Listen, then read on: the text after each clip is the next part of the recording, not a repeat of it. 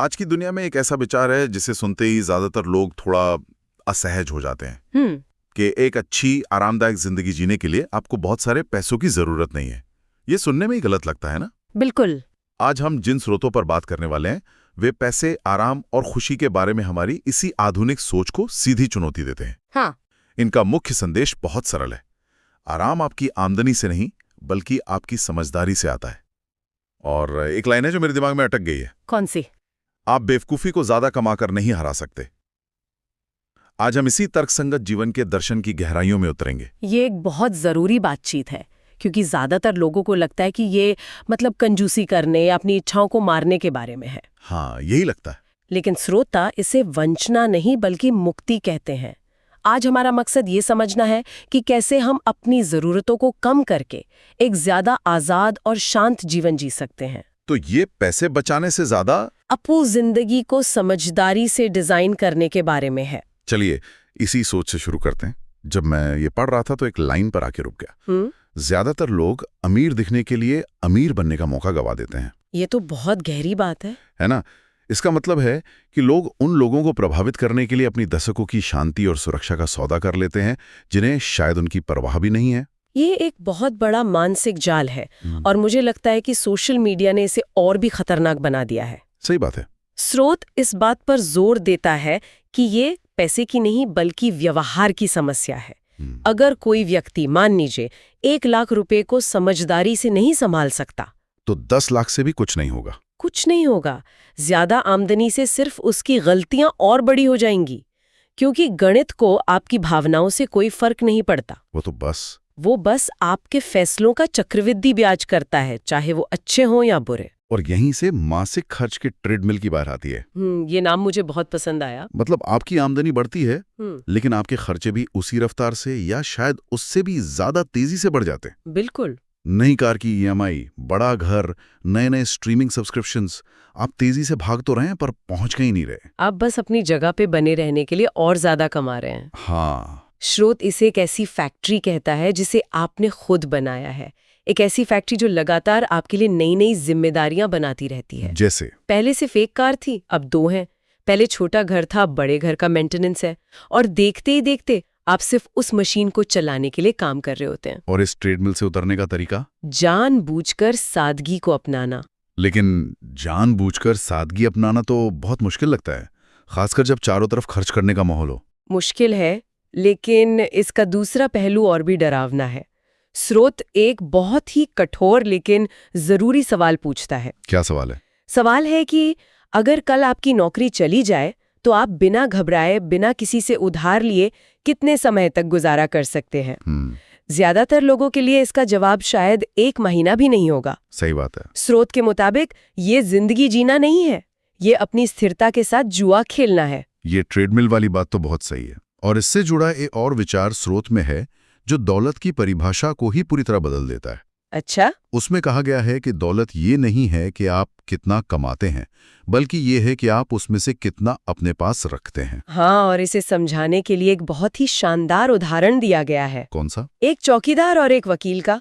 चौकीदार अपनी कमाई का सिर्फ 10 सेंट खर्च करता था और बाकी बचाता था, और वो शांति से रिटायर हुआ। और वकील? वहीं एक वकील था जो कमाता तो बहुत था लेकिन हर डॉलर के बदले 11 सेंट खर्च करता था। मतलब कर्ज में? हाँ। उसकी जिंदगी हमेशा तनाव और पछतावे में गुजरी। बाहर से देखने पर वकील अमीर लगता था लेकिन असल में दौलतमंद वो चौकीदार था। तो उसका मतलब असली खेल उस गैप का है। बिल्कुल, जो आपकी आमदनी और आपके खर्च के बीच का अंतर है। वही गैप असली आजादी है। वित्तीय भाषा में इसे सुरक्षा का मार्जिन कहते हैं। सुरक्षा का मार्जिन? हाँ। इसे ऐसे सोचिए कि आप एक पुल बना रहे हैं जिसे 10 टन वजन सहना है। क्या आप उसे ठीक 10 टन सहने लायक डिजाइन करेंगे? नहीं, मैं उसे 20 या 30 टन के लिए बनाऊंगा। क्यों? ताकि कोई अनहोनी हो तो भी वो टिका रहे। पैसों में भी यही सुरक्षा का मार्जिन आपको नौकरी जाने, बीमारी या किसी भी अप्रत्याशित झटके से बचाता है। अच्छा, तो इसीलिए जब लोग कहते हैं कि वे अपनी लाइफस्टाइल अपग्रेड कर रहे हैं, तो स्रोत कहता है कि वे असल में अपनी चिंता अपग्रेड कर रहे होते हैं। वाह। स्रोत में चक्रवृद्धि यानी कंपाउंडिंग के सिद्धांत पर भी बहुत जोर दिया गया है और इसका पहला नियम बताया गया है, इसे अनावश्यक रूप से कभी बाधित ना करें। ये थोड़ा मुश्किल लगता है, क्या आप इसे आसान भाषा में समझा सकती हैं? जरूर। चक्रवृद्धि का मतलब है कि आपका पैसा अपने ऊपर और पैसा कमाता है और समय के साथ ये रफ्तार बढ़ती जाती है। लेकिन ये सिद्धांत सिर्फ पैसों पर नहीं, हमारी आदतों पर भी काम करता है। आदतों पर कैसे? स्रोत में एक छोटा सा उदाहरण है। अगर कोई हर हफ्ते बाहर जाकर महंगे रेस्टोरेंट में खाना छोड़ दे और वो पैसा किसी अच्छी जगह निवेश कर दे तो 10-15 साल में वो सिर्फ बचत नहीं होगी, बल्कि एक छोटी मोटी संपत्ति बन जाएगी। हर फालतू खरीद, हर इम्पल्सिव खर्च उस चक्रवृद्धि की मशीन को बीच में ही रोक देता है और आप उसकी असली ताकत देख ही नहीं पाते। बिल्कुल। और ये बात शायद अप्रत्याशित रूप से मिले पैसों पर सबसे ज्यादा लागू होती है, जैसे कोई बोनस, टैक्स रिफंड, हाँ, या विरासत में मिली कोई रकम। स्रोत इसे बुद्धिमत्ता की परीक्षा कहता है। बुद्धिमत्ता की परीक्षा? हाँ, ज्यादातर लोग इसे एक्स्ट्रा पैसा या मुफ्त का पैसा मानकर ऐसी चीजों पर उड़ा देते हैं जिनकी उन्हें जरूरत भी नहीं होती। जबकि समझदार व्यक्ति इस मौके का इस्तेमाल अपनी वित्तीय नींव को मजबूत करने में करता है, जैसे पुराना कर्ज चुकाना, एक इमरजेंसी फंड बनाना या कोई संपत्ति खरीदना। सही। एक बहुत अच्छी लाइन है, अनुशासनहीन व्यक्ति पर अच्छी किस्मत भी बर्बाद हो जाती है। ये मनोविज्ञान की तरफ ले जाता है। एक जगह लेखक कहता है कि शॉपिंग आधुनिक धर्म बन गया है। हाँ। और हर विज्ञापन, हर सोशल मीडिया पोस्ट यही उपदेश देता है कि आप इसके हकदार हैं, यू डिजर्व इट। ये एक ऐसा जाल है जिससे बचना लगभग नामुमकिन लगता है। और ये कोई संयोग नहीं है। मतलब कंपनियां अरबों डॉलर सिर्फ इस बात पर रिसर्च करने में खर्च करती हैं कि आपसे वो अभी खरीदें बटन पर क्लिक कैसे करवाया जाए। वो आपकी मनोवैज्ञानिक कमजोरियों को आपसे बेहतर जानती हैं। तो इससे बचने का कोई तरीका है? स्रोत एक बहुत ही सरल लेकिन शक्तिशाली नियम बताता है, 24 घंटे का नियम। 24 घंटे का नियम, ये क्या है? नियम ये है कि कोई भी ऐसी चीज जिसकी आपको तुरंत जरूरत नहीं है, उसे उसी दिन कभी न खरीदें जिस दिन उसे खरीदने की इच्छा हो। अच्छा। कम से कम 24 घंटे इंतजार करें। उस चीज को अपनी ऑनलाइन शॉपिंग कार्ट में डालकर छोड़ दें। आप हैरान हो जाएंगे कि 24 घंटे बाद इच्छा ही खत्म हो जाती है। हाँ, जब शुरुआती उत्साह ठंडा हो जाता है और तर्क वापस लौट आता है, तो कितनी बार वो इच्छा अपने आप ही खत्म हो जाती है। ये अनुशासन का एक छोटा सा अभ्यास है और स्रोत कहता है, अनुशासन ही धन का रक्षक है। ये तो कमाल का तरीका है। मुझे याद है पिछले हफ्ते ही मैं एक नया गैजेट खरीदने वाला था। मुझे लगा कि इसके बिना काम ही नहीं चलेगा। मैंने उसे कार्ट में डाल दिया और फिर किसी काम में व्यस्त हो गया। 2 दिन बाद जब मैंने कार्ट देखी तो मुझे लगा, अरे मुझे इसकी सच में जरूरत है क्या? और जवाब था नहीं। यही होता है। और ये हमें एक और गहरे सवाल पर लाता है जो स्रोत पूछता है, क्या ये खुशी है या मुआवजा? ज्यादातर लोग जो अंधाधुंध खर्च करते हैं वे असल में आनंद नहीं खरीद रहे होते। वे उस जिंदगी से अपना ध्यान भटका रहे होते हैं जिस पर उन्हें अपना नियंत्रण महसूस नहीं होता। मतलब जब आपकी वित्तीय नींव मजबूत होती है, जब आप अपने भविष्य को लेकर शांत होते हैं, तो आपको खुश रहने के लिए बहुत ज्यादा बाहरी मनोरंजन की जरूरत नहीं पड़ती। तो फिर खर्च करने का सही तरीका क्या है? क्या हमें कुछ भी नहीं खरीदना चाहिए? नहीं, ऐसा बिल्कुल नहीं है। बात खर्च को एक रणनीति में बदलने की है। रणनीति में बदलना? हाँ। स्रोत कहता है कि लोग एक हफ्ते की छुट्टी प्लान करने के लिए महीनों रिसर्च करते हैं, लेकिन लाखों की कार खरीदने से पहले 5 मिनट भी नहीं सोचते। ये तो सही बात है, बताइए। एक मशीन 5,000 रुपए की है जो 3 साल में टूट जाती है। दूसरी 8,000 की है लेकिन 10 साल चलती है। पहली नजर में 5,000 वाली सस्ती लगती है, लेकिन लंबे समय में आप असल में कम के लिए ज्यादा भुगतान कर रहे हैं। बिल्कुल। तो सवाल ये नहीं होना चाहिए कि क्या मैं इसे खरीद सकता हूँ, बल्कि ये होना चाहिए कि क्या ये इसके लायक है। हाँ। या एक और चीज है जिस पर हमारा ध्यान कभी नहीं जाता, रख रखाव, मतलब मेंटेनेंस। सही पकड़ा।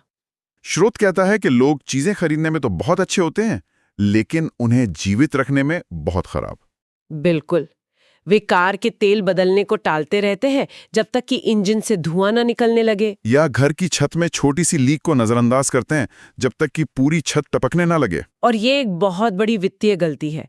स्रोत का तर्क साफ है, रोकथाम देखभाल मरम्मत से हमेशा सस्ती होती है। एक उदाहरण देंगी? एक 500 रुपए का तेल बदलना 50,000 रुपए के इंजन को खराब होने से बचाता है। दांत में हल्का दर्द होने पर डॉक्टर के पास जाना बाद में रूट कैनाल के हजारों रुपए खर्च करने से बचाता है। ये सिद्धांत सिर्फ चीजों पर ही नहीं बल्कि हमारे शरीर, हमारे घर, हमारे रिश्तों, यहां तक कि हमारी प्रतिष्ठा पर भी लागू होता है।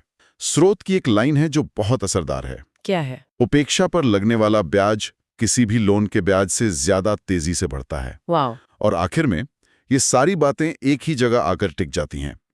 प्राथमिकता, प्रायोरिटाइजेशन। हाँ। स्रोत का मानना है कि एक आरामदायक और शांत जीवन चीजें जोड़ने से नहीं बल्कि घटाने से बनता है। घटाने से मतलब? अनावश्यक चीजें घटाएं, दूसरों से जलने की भावना घटाएं और अपनी जिंदगी से बाहरी शोर को घटाएं। जो बचता है वही शांति और उद्देश्य है। इसे करने में मदद के लिए एक बहुत शक्तिशाली सवाल है जो हर बड़े खर्च से पहले खुद से पूछना चाहिए। क्या सवाल है वो? क्या 5 साल बाद भी ये चीज मेरे लिए कोई मायने रखेगी? एक नया फोन, महंगे कपड़े, एक फैंसी डिनर, क्या 5 साल बाद आपको याद भी रहेगा? अगर जवाब नहीं है तो ये शायद एक खर्च नहीं, बर्बादी है। और जब आप अपनी प्राथमिकताएं तय कर लेते हैं, तब आप एक उपभोक्ता की तरह नहीं बल्कि एक निवेशक की तरह खर्च करना शुरू कर देते हैं। आप अपना पैसा, समय और ऊर्जा उन चीजों में लगाते हैं जो वास्तव में मायने रखती हैं और जिनकी खुशी समय के साथ कम नहीं बल्कि बढ़ती है। बिल्कुल।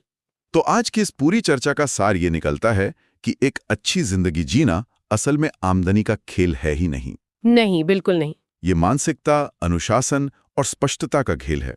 असली दौलत बैंक में पड़े नोट नहीं बल्कि जरूरतों से मिली आजादी है।